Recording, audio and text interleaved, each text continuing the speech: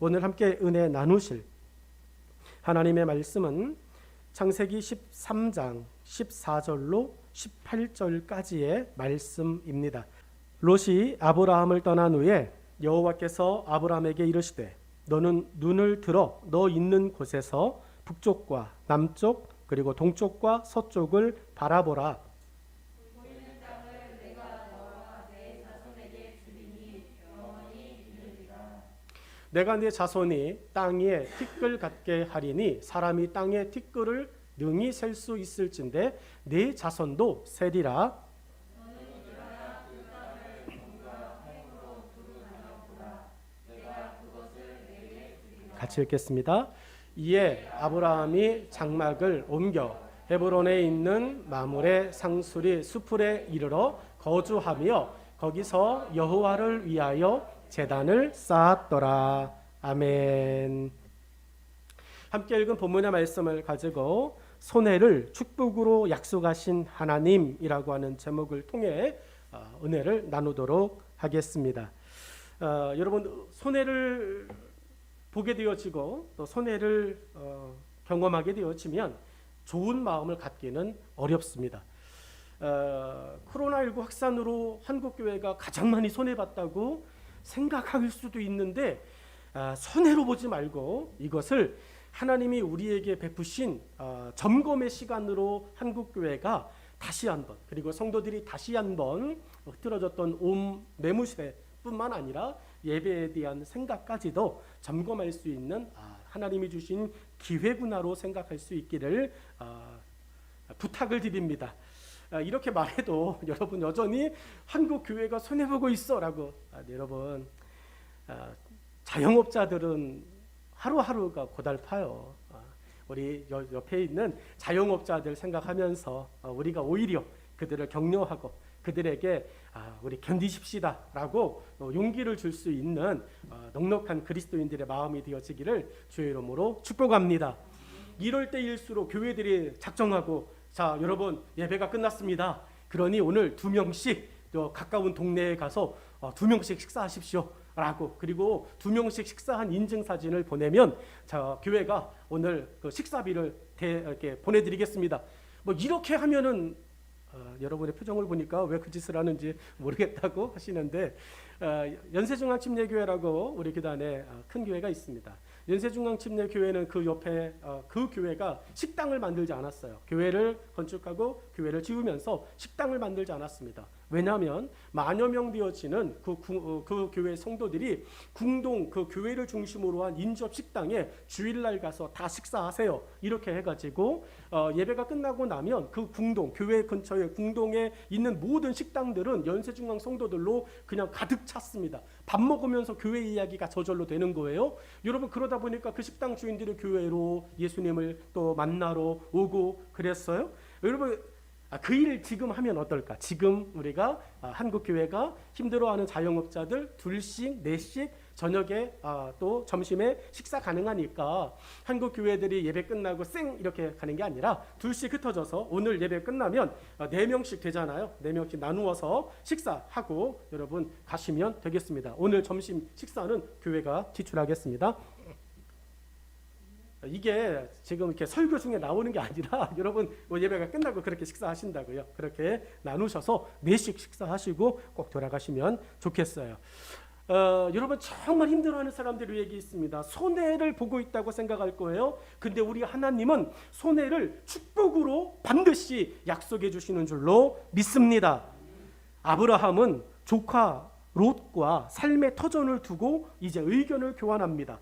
아브라함과 조카 롯이 같이 나왔을 때 그들은 같이 지내도 문제가 없었어요. 그들이 가지고 있었던 소와 양의 숫자가 그렇게 많지 않았습니다. 그러니까 그냥 같이 있는 게 행복했습니다. 무엇을 해도 즐거웠어요. 그런데 하나님이 축복을 주셨는데 이 축복으로 인해 이제 드디어 다툼이 생기기 시작했습니다. 여러분 그들이 너무 많은 것들을 가지고 있게 되어진 거죠. 같은 공간에 있기가 버거워진 것입니다. 그래서 아브라함과 조카 롯이 이제 이야기합니다. 어떻게 하면 좋겠니? 네가 오른쪽으로 가면 내가 왼쪽 가고 네가 왼쪽 가면 내가 오른쪽으로 갈게 라고 의견을 나누었습니다. 지금까지 같이 걸어왔어요. 지금까지 함께 지내왔습니다. 하나님의 은혜, 하나님의 사랑을 경험하면서 같이 걸어왔던 아브라함과 롯, 이 두 사람의 관계가 오히려 축복 때문에, 오히려 이 번창 때문에 이제는 분리되어야 하는 입장이 되어졌어요. 그리고 그것을 결정하는 시간이 되어졌습니다. 아브라함의 선택하자라고 하는 이 의견을 이제 어느 쪽 이것을 선택하자라고 하는 의견에 롯은 왜 이러세요? 삼촌, 이거는 아니죠. 우리가 그냥 이거를 많아진 걸 우리가 들어가는 동네 사람들에게 나누어 주면 되지 않겠습니까? 어차피 하나님은 우리에게 또 축복해 주실 거니까 우리의 소유의 절반을 나누어 주고 우리가 그 이웃들을 오히려 잘 살게 해주며 하나님이 주셨습니다 라고 말하면 저들이 하나님을 경외하지 않겠습니까? 하나님을 기뻐하지 않겠습니까? 라고 말해도 되지 않겠어요? 그런데 롯이 이 삼촌의 이야기를 듣자마자 고민합니다. 어느 쪽이 좋을까요? 알아맞혀 보세요. 딩동댕 합니다. 삼촌에게 먼저 결정하세요 라고 하는 이야기도 하잖아요. 여러분, 조카 롯은 먼저 바라봅니다. 어디를 갖는 것이 내게 유익할까? 라고 이야기합니다. 아브라함은 조카 롯에게 이야기했을 거예요. 네가 선택하면 내가 그 다음을 선택할게. 이게 아브라함의 진짜 마음일까? 저는 창세기 13장을 묵상하면서 이게 정말 아브라함의 마음일까? 조카 롯과 같이 가기를 원해서 집을 나왔다고요. 아버지의 집을 조카 롯을 데리고 나왔을 때 아브라함은 많아진다, 더 많아진다, 축복하실 것이다, 더 축복하실 것이다. 이거 하나님의 은혜 안에서 생각하며 나왔습니다. 헤어질 거라고 하는 생각을 아브라함의 마음에 생각해 본 적이 없습니다. 그런데 많아져서 여러분 헤어지자, 어떻게 할까, 선택하자라고 이야기하는 이 마음이 아브라함이 진짜 마음일까라고 생각하게 되었습니다. 삶의 터전을 정할 수는 있습니다. 말씀을 묵상하면서 그래, 오른쪽 왼편 삶의 터전을 정할 수 있습니다. 삼촌, 해가 뜨면 제가 오른쪽으로 갈게요. 그러면 삼촌은 왼쪽으로 가세요. 해가 지면 저는 다시 삼촌 곁으로 올 겁니다. 여러분, 우리가 출근하잖아요. 직장에 출근하지 않습니까? 여러분, 집에서 벗어나 직장으로 갑니다. 그리고 해가 뉘었죠. 퇴근이 되어지면 여러분 거기 머물지 않아요. 우리는 다시 집으로 돌아옵니다.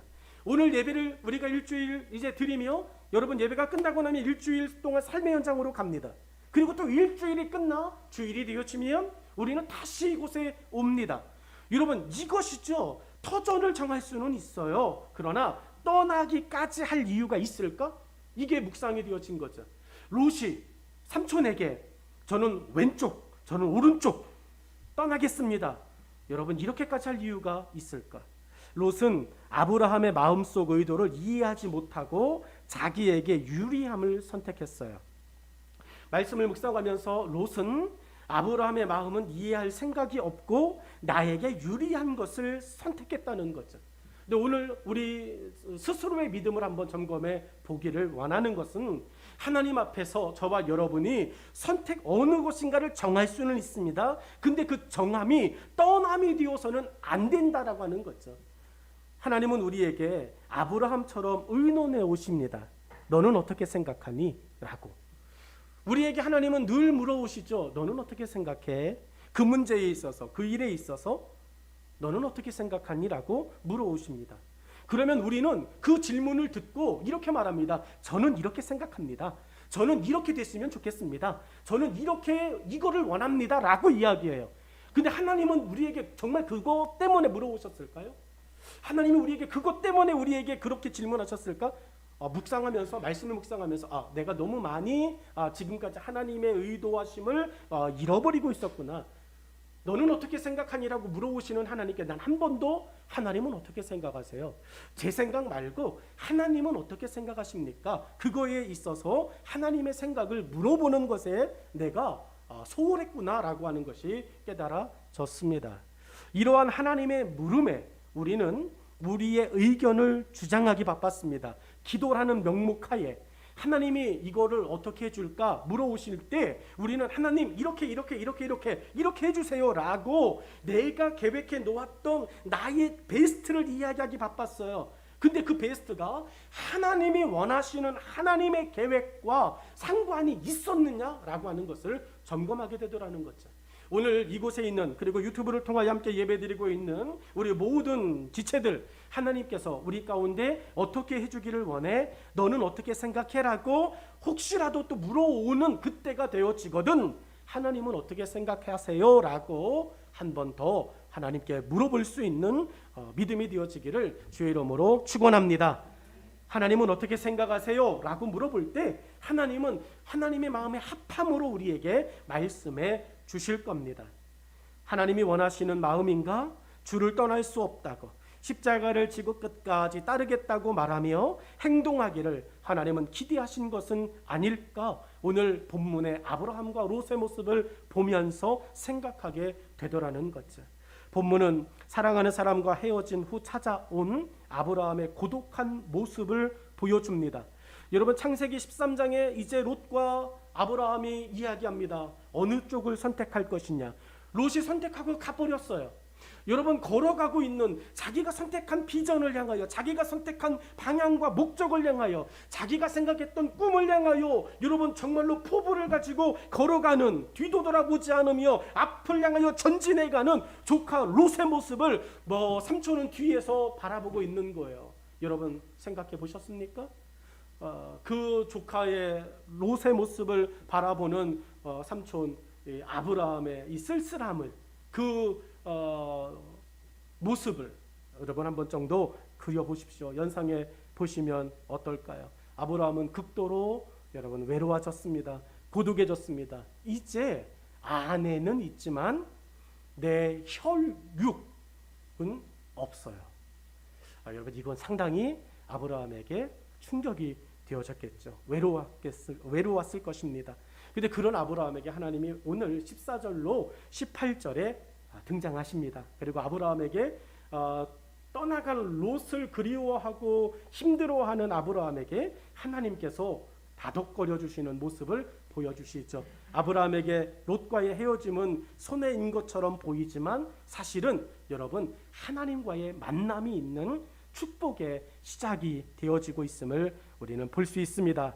첫 번째로 헤어진 아픔에 치우치지 않도록 새로운 곳을 보여주시는 하나님을 우리는 본문에서 보게 되어집니다.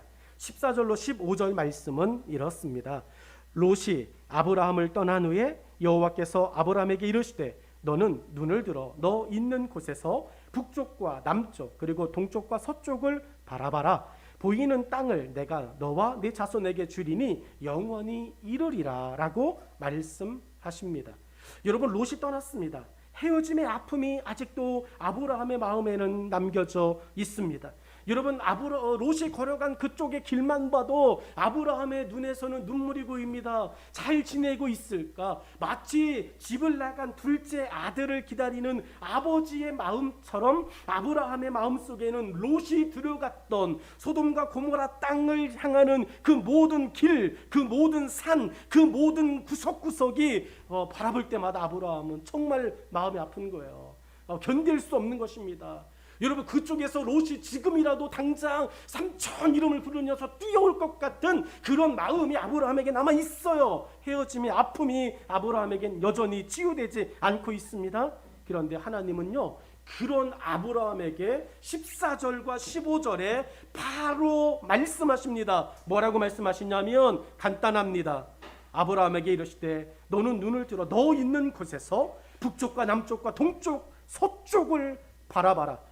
여러분, 동서남북 이게 중요해? 방향이 중요해? 이렇게 생각할 수 있어요. 그런데 여기엔 하나님의 기가 막힌 위로하심이 있습니다. 동서남북. 여러분, 뭘까요? 동서남북. 여러분, 그 네 군데 중에 한 군데는 누가 걸어갔을까요? 여러분, 맞아요. 그 동서남북 네 군데 중 한쪽은 내가 사랑하는 조카 롯이 걸어간 곳이에요. 근데 하나님이 그곳을 뭐 하래요? 바라보래요. 여러분, 하나님의 위로하심이 멋있지 않습니까? 동서남북을 바라봐라. 네 눈이 머무는 그곳, 네가 밟는 그 땅을 내가 너에게 주리라. 결국은 롯은 자기가 선택해 떠난 줄 알지만 하나님은 아브라함에게 더 넓은 관장을, 더 넓은 의미에서의 포용을, 그래서 아브라함과 롯이 헤어짐이 아니라 하나님은 여전히 아브라함의 그늘 밑에 사랑하는 조카 롯, 잊지 못하는 롯을 여전히 두고 계시다는 사실을 우리는 동서남북에서 깨닫습니다. 옛날도 아니죠. 뛰어봐야 부처님 손바닥? 뭐 이런 말 들어봤죠. 여러분, 근데 우리는 뛰어봐야 하나님 손바닥 아니겠습니까? 조카 롯이 자기 눈에 좋아 보여서 소돔과 고모라 땅으로 팍팍팍 들어가지만 그래봤자 아브라함 손바닥 안에서 있는 것뿐이죠.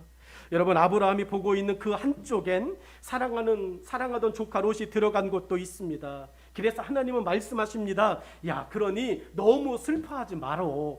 네가 바라보는 곳 그 중에 한 군데에 네가 사랑하는 조카 롯이 있잖아. 그러니 너무 슬퍼하지 마. 그 땅도 내가 너에게 줄 거니까. 사랑하는 우리 모든 지체 여러분, 코로나19 때문에 또 경제적인 어려움과 위기 때문에 우리가 많이 지쳐 있습니다. 그런데 하나님께서 우리에게 오늘 이 말씀으로 우리를 격려하시고 우리의 손해를 여러분 오히려 또 전화위복 삼아주시고 축복해 주시는 말씀이 뭐겠습니까? 여러분, 오늘 우리 가운데 하나님은 우리 모두에게 이 모든 것을 능히 더하여 주신다라고 약속하고 계십니다. 어디를 가든지 다 하나님께서 간섭하고 돌보신다라고 하는 하나님의 임재하심을 아브라함에게 들려준 것이에요. 저는 14절 15절의 말씀을 묵상하며 기가 막힌 거죠. 하나님의 이 위로하심이 정말 신묘막측하구나. 그저 방향일 수밖에 없는데 동서남북 누가 봐도 뭔 의미가 있겠어 이러는데 그 속에 그 중에 롯이 들어간 데가 있잖아. 그 네 군데 중에 어떤 곳으로든 롯이 들어갔는데 그곳을 내가 너에게 준다니까.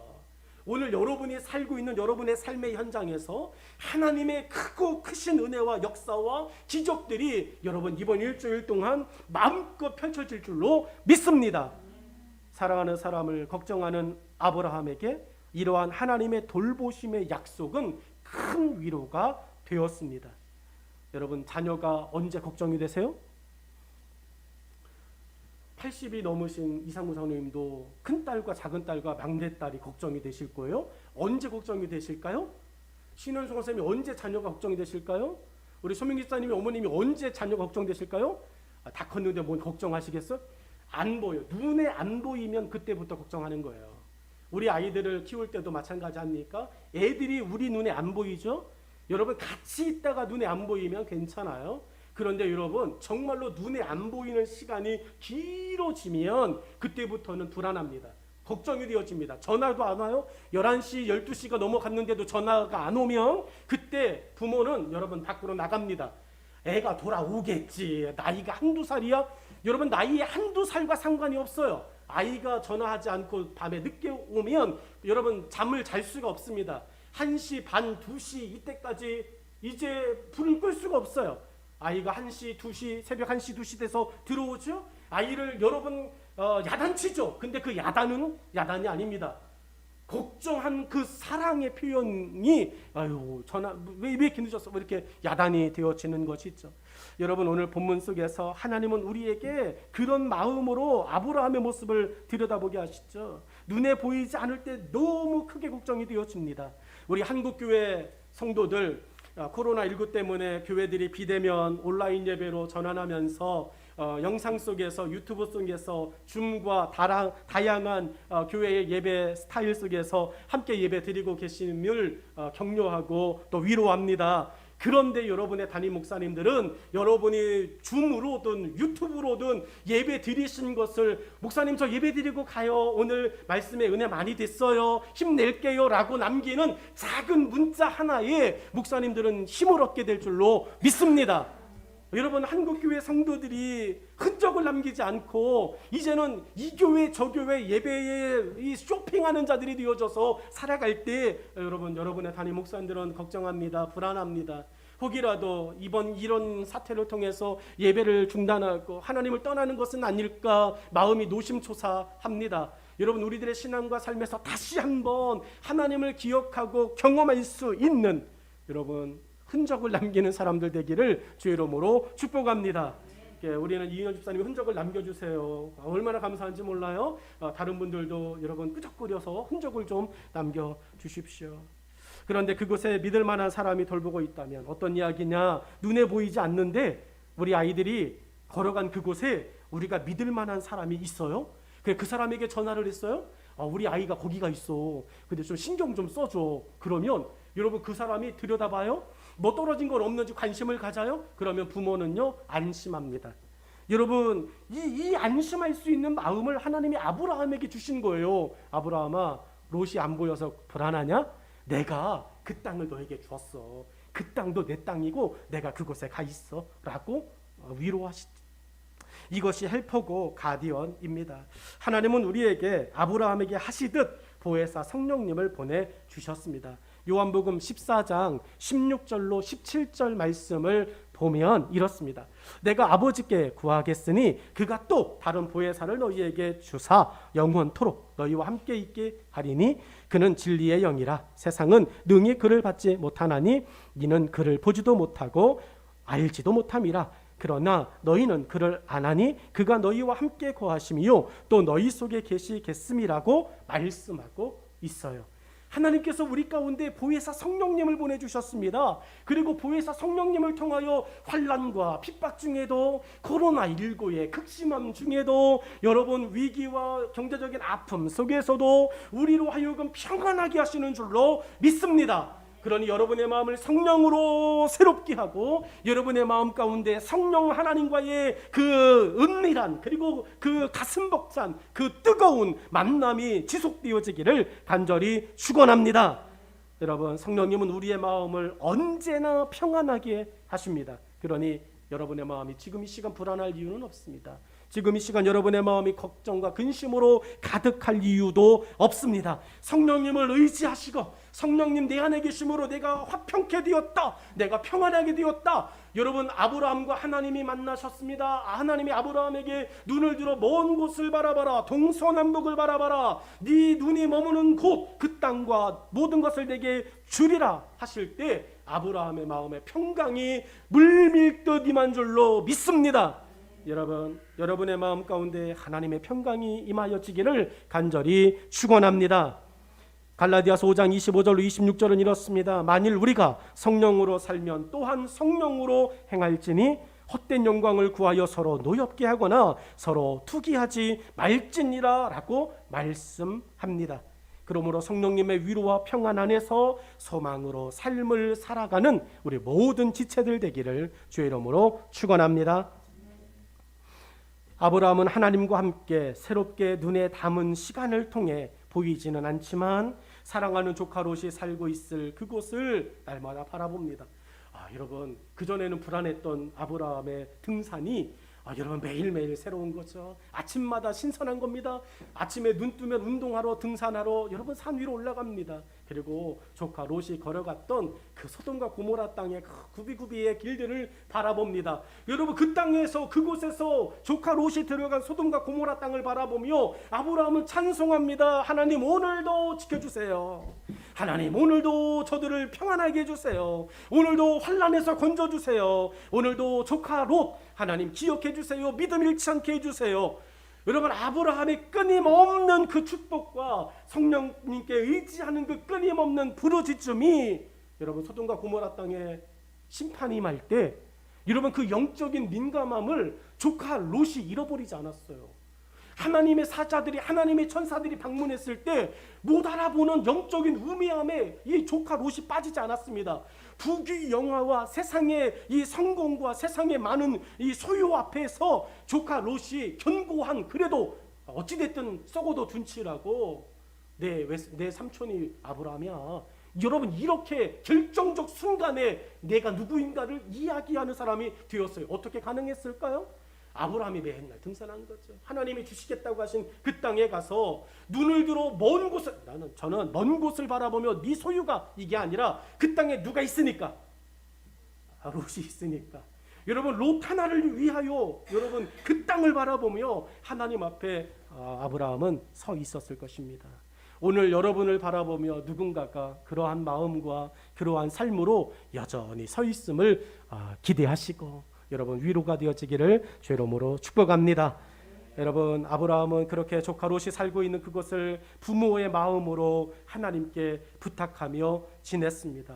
그래서 여러분 위기가, 그래서 여러분 이제 빼앗김이, 실패가, 좌절이 오히려 하나님의 축복으로 바뀌어지는 것을 경험하죠. 여러분 두 번째로 본문의 말씀 속에 그런 아브라함에게 하나님은 외로움 속에 불리케 하신 의도를 말씀하세요. 그래, 롯을 사랑하는 거는 알아. 그런데 아브라함아, 정확해야 돼 라고 이야기하세요. 16절로 17절 말씀은 이렇습니다.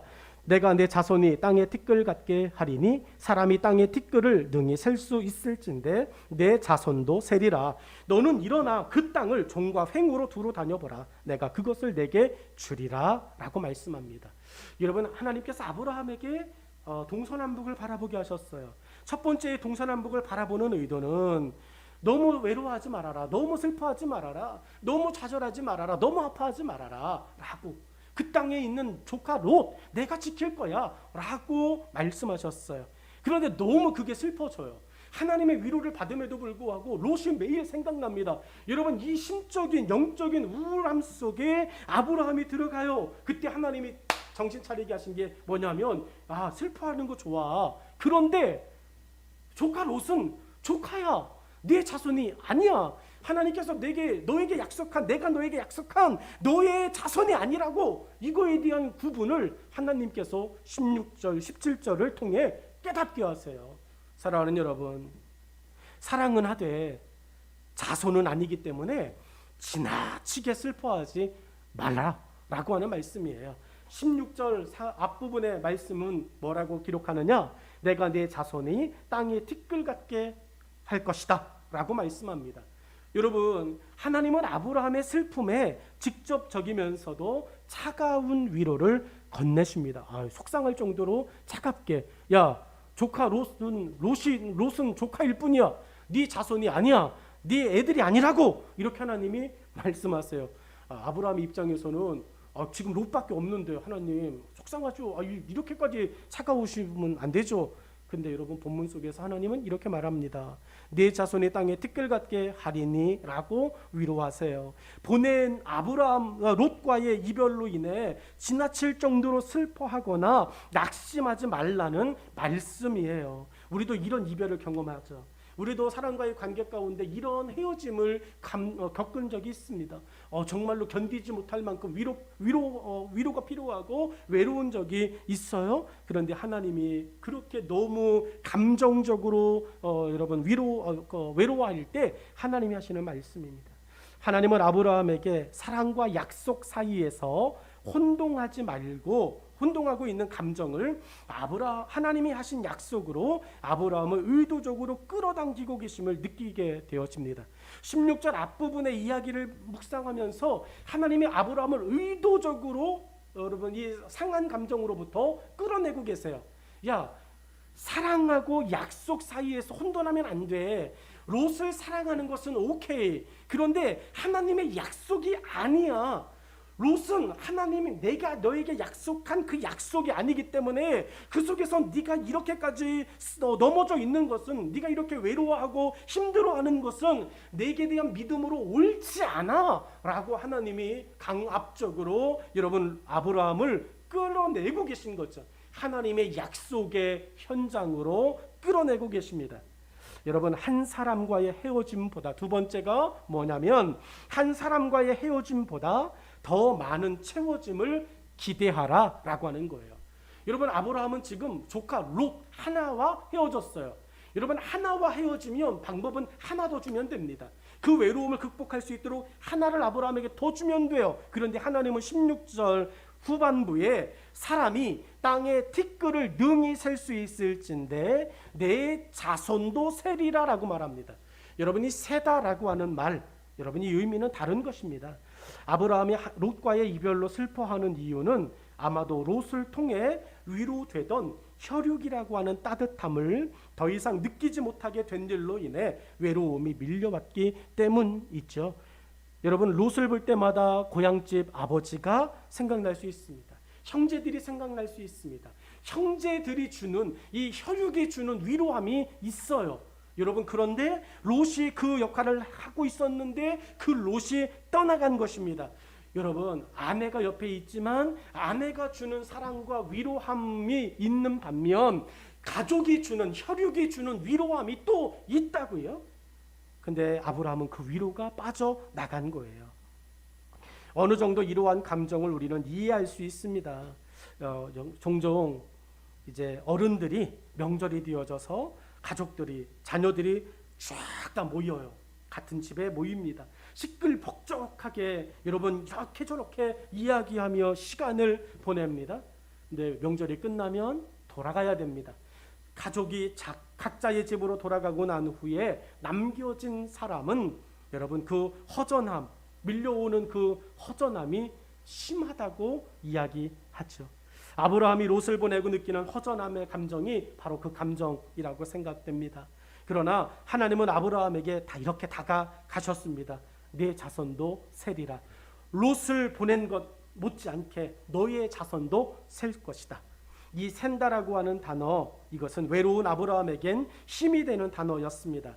한 알의 밀알이 많은 열매가 되는 축복이죠. 그러나 한 알이 땅에 떨어져야 일어나는 희생이기도 합니다. 땅에 떨어지지 않은 밀알은요 30배 할 수 있어요. 60배 가능합니다. 100배 아우 당연히 하죠. 그런데요 할 수는 있지만 하고 있는 일은 아니에요. 하늘의 밀알이 그렇게 위력을 발휘할 수는 있지만 땅에 떨어지지 않으면 결코 경험할 수 없는 그림의 떡에 불과합니다. 오늘 아브라함이 조카 롯과 있을 때는 하나님께서 약속하신 그 셀 수 있는 자손들을 할 수는 있어요. 그런데 여러분 경험할 수는 없어요. 하나님은 그 하나님의 축복과 하나님의 약속을 위해서 롯을 하나님의 보호하심의 그늘 아래로 잠깐 분리시켜 놓은 것이죠. 롯 하나로도 든든했던 아브라함입니다. 그런데 이제는 하나님의 약속으로 셀 수 있을 만큼의 자녀가 자기에게 생긴다라고 하는 것은 채움을 시작할 용기를 갖게 합니다. 하나님은 헤어짐으로 채우심을 시작하십니다. 우리는 베드로의 수고하였지만은 말씀에 의지하여 그물을 내리겠다라고 하는 채움의 의욕을 하나님께 보여드려야 합니다. 지금 이 엄중하고 또 이 어려운 여건과 시기 속에서 우리 지체들이 그리고 한국 교회와 하나님을 아는 사람들이 해야 할 것은 어렵습니다. 인정해야 합니다. 그리고 그 인정함 속에서 멈추는 것이 아니라 어렵지만은 하나님의 말씀에 의지해 오늘 내가 해야 할 일을 감당하며 살겠습니다. 왜냐하면 하나님은 나의 어려움을 뛰어넘어 하나님의 더 채우시는 축복을 우리로 하여금 누리기 원하시기 때문인 줄로 믿습니다. 아브라함은 이제 헤어짐을 잊고 하나님이 채우실 역사를 위해 다시 일어나는 믿음으로 하나님과 함께하고 있어요. 여러분 변화되기 시작합니다. 아브라함이 이렇게 슬퍼하고 아브라함이 외로워하고 아브라함이 마음에 큰 상처로 외롭다 허전하다 이렇게 하고 있던 아브라함이 하나님이 내 자손도 세리라 라고 하는 이 말씀을 듣자마자 여러분 아브라함이 어깨가 펴져요. 여러분 한국 교회와 한국 성도들이 오늘을 기점으로 지친 어깨가 움츠러졌던 어깨가 여러분 활짝 넓게 다시금 열리고 펴져지기를 주의 이름으로 축복합니다. 여러분 17절의 말씀을 기억하십시오. 세 번째가 무엇이냐? 슬퍼하는 감정에서 땀 흘리는 행동으로 다시 일어나라. 하나님이 아브라함을 롯과 헤어지고 난 후에 확 붙드세요. 그리고 흔드세요. 그리고 아브라함에게 정신 차려라고 이야기하십니다.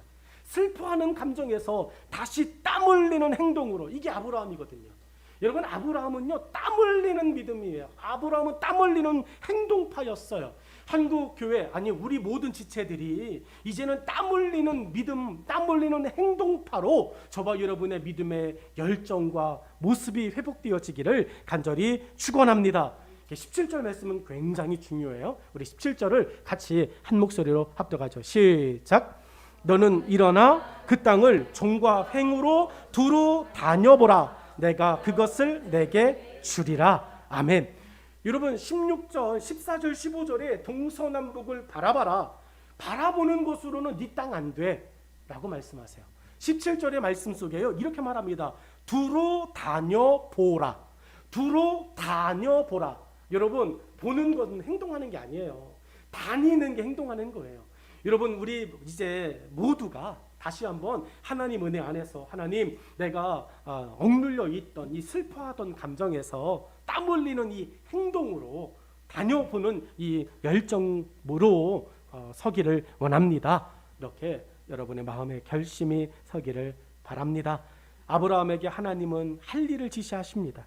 아브라함이 보고 있는 모든 것을 일일이 다 다녀보라고 말씀합니다. 보이는 것이 끝이 아닌 행동으로 밟으라는 직접적인 행동을 하나님은 말씀한 것입니다. 아브라함은 말씀대로 보이는 것을 소유의 것으로 만드는 결정을 해야 합니다. 들은 것을 받은 것으로 만들기 위해 할 일이 있어요. 두루 다니며 밟는 것입니다.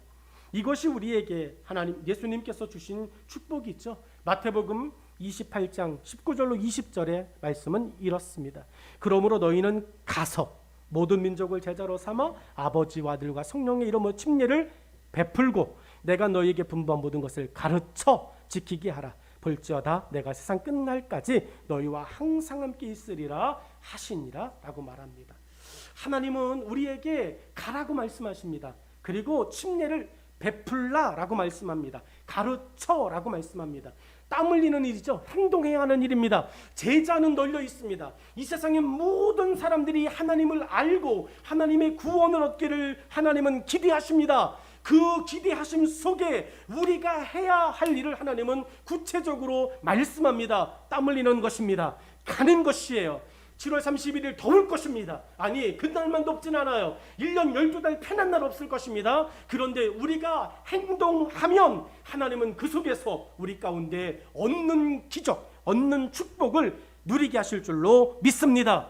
그 일을 혼자 하라고 말하진 않고 그 일을 위해서 하나님이 약속하신 것이 있어요. 성령을 우리에게 보내주시죠. 사도행전 1장 8절 말씀입니다. 오직 성령이 너희에게 임하시면 너희가 권능을 받고 예루살렘과 온 유대와 사마리아와 땅끝까지 이르러 내 증인이 되리라 하셨습니다.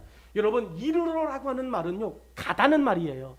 사마리아까지 이르러, 유대까지 이르러, 여러분 예루살렘까지 이르러, 여러분 가야 되는 일들을 말씀하시죠. 하나님은 아브라함에게 보이는 모든 땅을 밟을 때 아브라함에게 주겠다고 약속하시듯이 이제 우리에게도 동일하게 성령 안에서 약속하셨습니다. 여러분, 이 땅은 우리에게 주신 땅인 줄로 믿습니다. 여러분이 살고 있는 이 땅 가운데 하나님은 우리 가운데 밟고 그곳에서 땀 흘리고 그곳에서 하나님의 영광을 보면 하나님은 이 땅 가운데 하나님의 나라와 하나님의 역사와 하나님의 일하심을 재현하여 주실 줄로 믿습니다. 이 땅을 우리가 믿음으로 보고 밟을 때 이 땅은 우리의 소유가 될 것입니다. 그러므로 지금 아브라함이 조카 롯과의 이별로 슬퍼하듯이 우리도 지금까지 해도 안 됐어요. 더뎌서 너무 힘들어요. 안 되는 것 같아요. 지쳐서 슬퍼하고 있어요. 그러나 다시 일어나 땀 흘려 이 땅 구석구석을 다시 밟는 행동으로 믿음을 가지고 움직여 보실 때, 다시 한번 한 걸음을 내디디실 때 하나님께서 보이는 삶이 되어질 줄로 믿습니다. 말씀의 결론을 같이 맺어가죠. 하나님의 뜻을 알면 삶의 외로움과 문제 속에서도 예배자가 됩니다. 하나님께서 아브라함을 13장에 끌어내시고 하나님이 아브라함에게 보여주시고 아브라함을 격려하셨어요.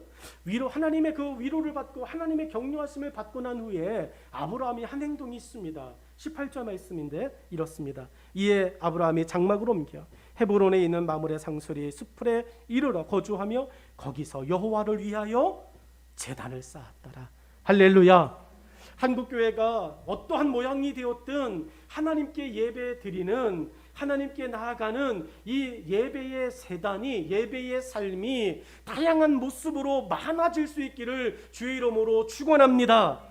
예배는 중단될 수 없습니다. 그럼에도 하나님께 예배드리는 것은, 어려움에도 하나님께 예배드리는 것은 우리의 믿음의 중심입니다. 다니엘은 예루살렘을 향한 창문을 열고 예배했다면 우리는 이 시대에 다니엘처럼 마음을 다해 교회 공동체가 함께하는 예배의 공간에 참여하면 됩니다. 그것이 유튜브든 그것이 줌이든 그것이 작은 나눔의 공간이든 교회 공동체가 내가 섬기고 있는, 내가 함께 삶을 살아가고 있는 교회 공동체가 추구하며 하나님께 경배하는 예배의 자리에서 신령과 진정으로 참여하는 것이 하나님의 뜻을 행하는 것임을 우리 모두가 고백하기를 원합니다. 본문에서 아브라함은 롯이 없이 아내와 단둘이 예배의 자리를 지켰어요.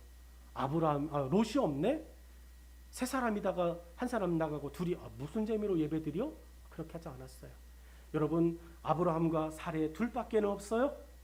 그런데 그곳에서 하나님께 예배 드렸습니다. 그 예배 드림을 통해 롯이 지켜지고 있습니다. 예수님이 말씀하신 마태복음 18장 20절의 말씀을 여러분 기억하십니까?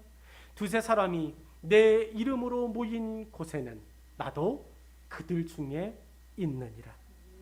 오늘 영상 준비가 되지 않아서 정말로 목사님과 사모님 두 분밖에 예배 드리지 못하는 교회들이 있을 겁니다. 사랑하는 성도들이 예배를 드리고 있는지 안 드리고 있는지 그것조차 확인하지 못하는 많은 교회들이 있을 겁니다. 그러나 실망하지 마십시오. 두세 사람이 그 교회의 이름으로 하나님을 향하여 부르짖으며 예배드리는 그곳에 우리의 하나님은 함께 하시는 줄로 믿습니다. 이 축복이 슬픔 속에서, 어려움 속에서 이 축복이 다시금 이 한국 교회 가운데 은혜로 채워지게 될 줄로 믿습니다. 여러분의 이번 일주일이 하나님의 축복이 되어지기를 기대합니다. 기도하겠습니다.